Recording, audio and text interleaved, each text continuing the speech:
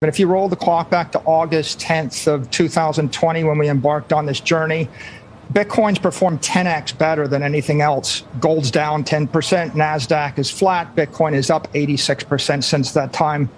Over any time frame, 2 years, 4 years, 8 years, Bitcoin's the best performing asset. I can't come up with a better idea.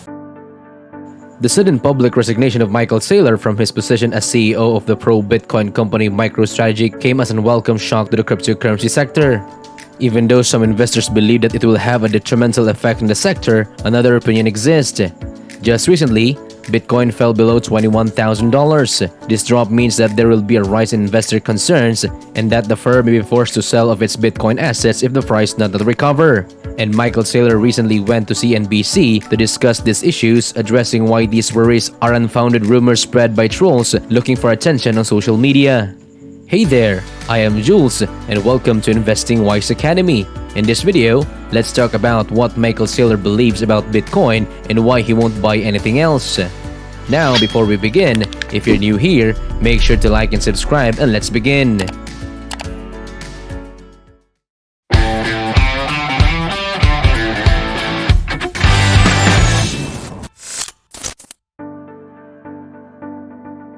In March, MicroStrategy took out a loan of $205 million from Silvergate, a cryptocurrency-focused bank, with a maturity of 3 years so that it may increase its holdings in Bitcoin.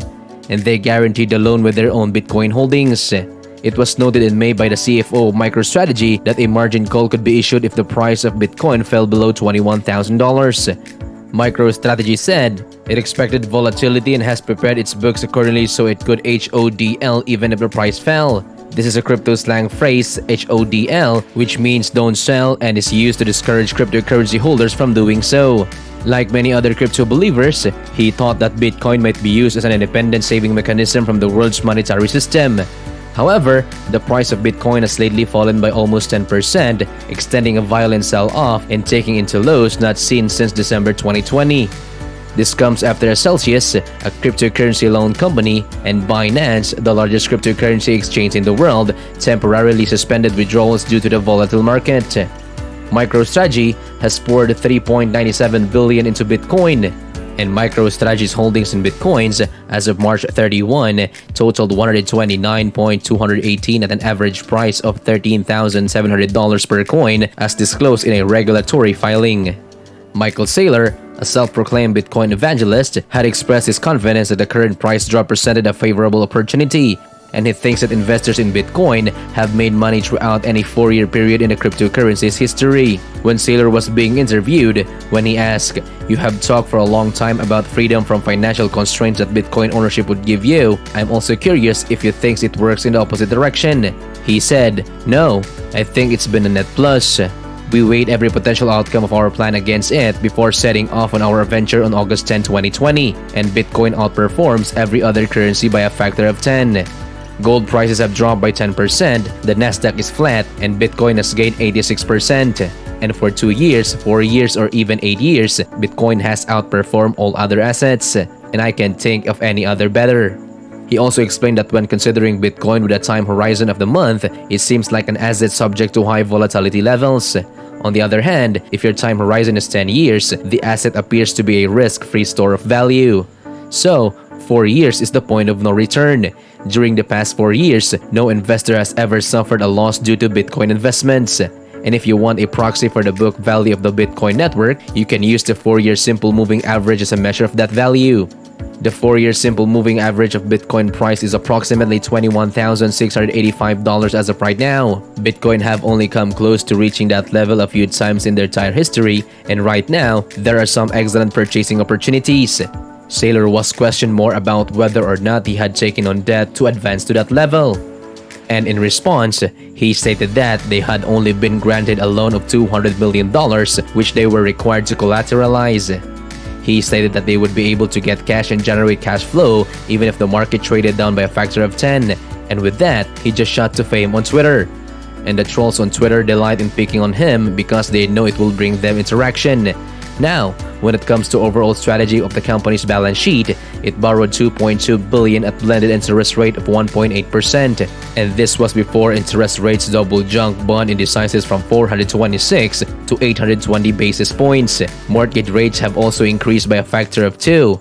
And they're happy that they took advantage of the opportunity to obtain $2 billion with an interest rate of 1.5% because it seems like it would be a sensible thing to do, and they are glad they did it. Nevertheless, the vast majority consists of unsecured debt, and $1.7 billion is unsecured. After borrowing the money 7 years ago, they must pay back the $500 million. But they had the impression of their balance sheet is a fortified stronghold. Additionally, he was questioned regarding his ownership of Bitcoin. In response, he explained that there are two aspects to Bitcoin. First, it is a non-sovereign asset that can be used as a store of value. It functions similarly to a digital objective, except that no more of it may be created. Also, it can travel at the speed of light, and it can be pre-programmed on a computer, and people will find that aspect of it interesting.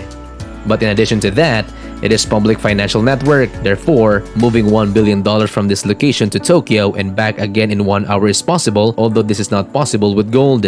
Because of this, it piques the interest of major investors in the technology sector. Saylor genuinely believed that in a world where it's challenging to move physical objects around, it is impossible to send items on a container ships or fly them around in airplanes, and supply chains are tangled up.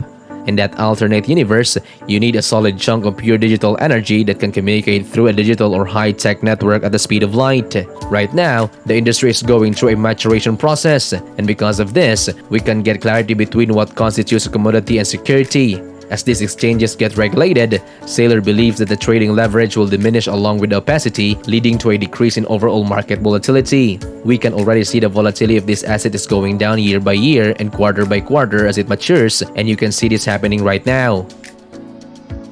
So, what do you think of Michael Saylor and his thoughts on Bitcoin? And has this contributed to his resignation as a CEO of Microstrategy? Let me know what you think in the comment section below. So guys, before you leave, if you want to support this channel, please consider trying our super thanks, where your comments will be highlighted, and join our membership program to support this channel more. And please do note we are trying to improve our quality content, and your tips and recommendation to enhance it will be highly appreciated. And that's the end of this video. Thank you so much for watching. If you're new to this channel, make sure to subscribe and hit the notification bell button to get updated on our latest videos.